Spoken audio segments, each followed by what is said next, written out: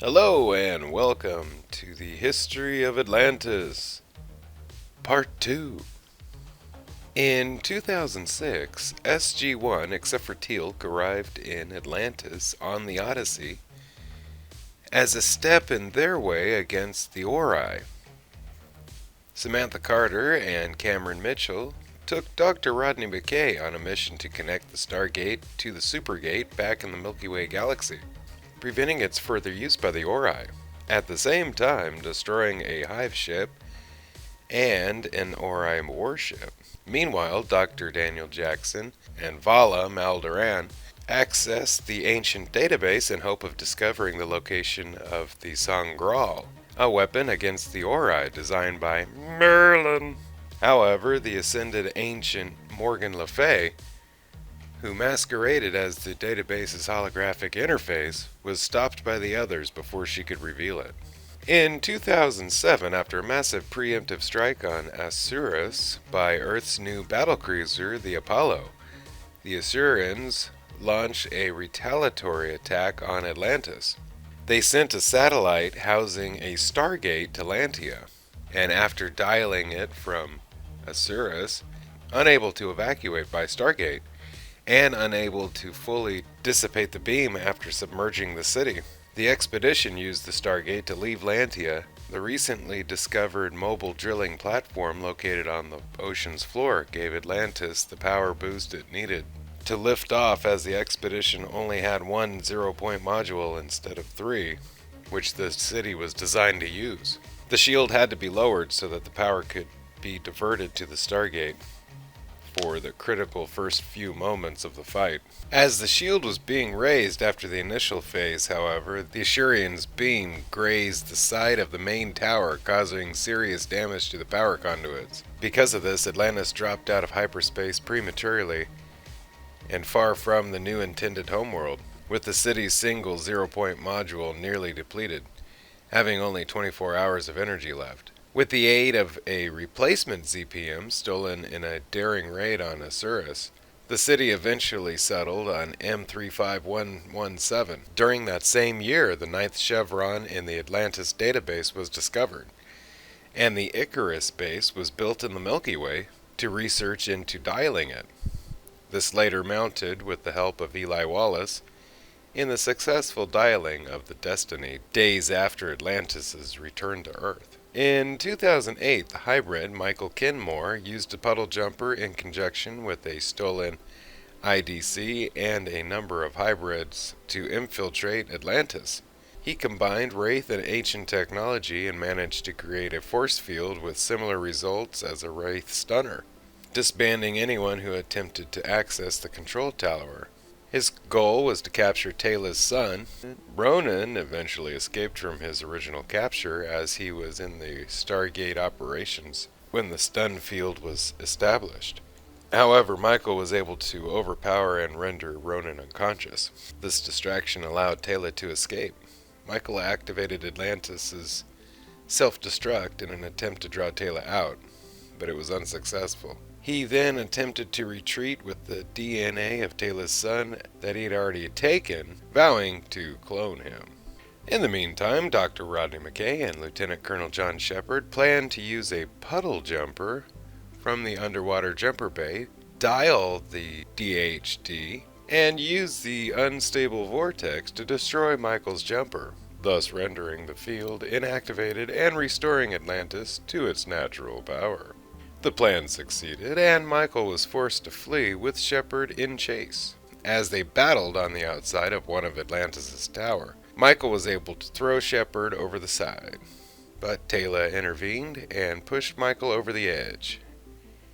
His grip failing, Taylor kicked his hand from the edge, finally killing him in the fall. In early 2009, the Wraith Todd contacted Atlantis and told them that his underling had mutinied and managed to use several ZPMs acquired during the destruction of Asurus to create a superhive. He urged the expedition to attack it before it becomes a major threat to them.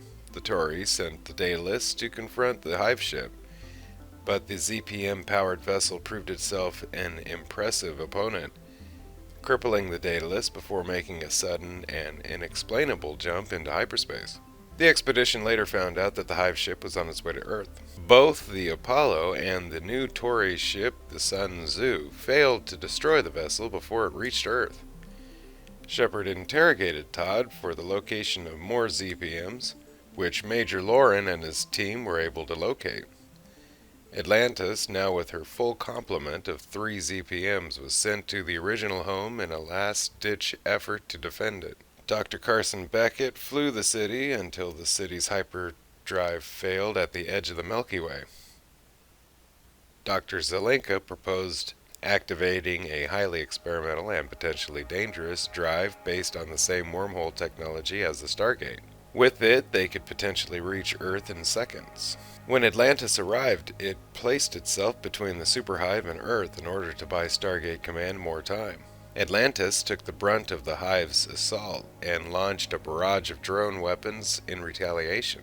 The sheer force of the Hive ship's weapons pushed the city ship into Earth's atmosphere, placing severe strain on the shield. Quickly losing power, the only options were to adjust Atlantis' course or keep firing at the enemy ship. Richard Woolsey chose to keep firing. The SGC eventually succeeded in destroying the Hive ship, but Atlantis was now forced to land on Earth, risking burning up during re-entry. The city was able to cloak just before their approach to San Francisco Bay, and the area in which they landed was placed under a naval quarantine to prevent ships from passing through the cloaking field. After arriving on Earth, repairs to the city began. It was quickly determined that the wormhole drive couldn't be fixed, but that the hyperdrive was repairable, with several weeks of work. However, the IOA refused to let Atlantis off Earth at first, pushing the president to give them full control of Atlantis as a sovereign state. With the ancient technology and drone weapons possessed by Atlantis, anyone who had control of it could demand anything of other countries, and they'd be forced to comply. If the IOA gained full control, they'd eventually become the first world government. Due to the economic crisis, the president was also unable to supply Atlantis with a full military contingent if it went back to the Pegasus galaxy. Finally, the president reached a deal with Woolsey. If Woolsey could find a way to get the IOA to agree to let Atlantis leave, the president would allow him to have a small team of military advisors to aid in protecting the Pegasus galaxy. After the IOA started to shut down the Atlantis expedition with plans to dismantle the city, Woolsey, General Jack O'Neill, and Colonel Samantha Carter began conspiring to get Atlantis back to Pegasus. As head of Homeworld Security, O'Neill officially took command of Atlantis, as it had fell in American territorial waters, while anyone wanting to transfer was transferred to the George Hammond, under the command of Carter. While in control of the city, O'Neill used his command of it to secretly restock the city and have repairs done to vital systems such as hyperdrive, using half the Air Force. Dr. Bill Lee and his team from the SGC's entire maintenance section. O'Neill was able to restore Atlantis' personnel to around 400, with about 100 of these being new Air Force personnel sent to replace civilian contractors Woolsey didn't have time to replace. Eventually, rather than allowing the American military to have full control of Atlantis, the IOA agreed to allow it to return to Pegasus, at which time O'Neill restored command to Woolsey. Carter also allowed those who transferred to the George Hammond and wished to transfer back to do so. With Sheppard and Beckett altering piloting, Atlantis took off on a 9-day journey for Lantia, followed close behind by the Daedalus, which saw the city off from a lower orbit, along with the George Hammond.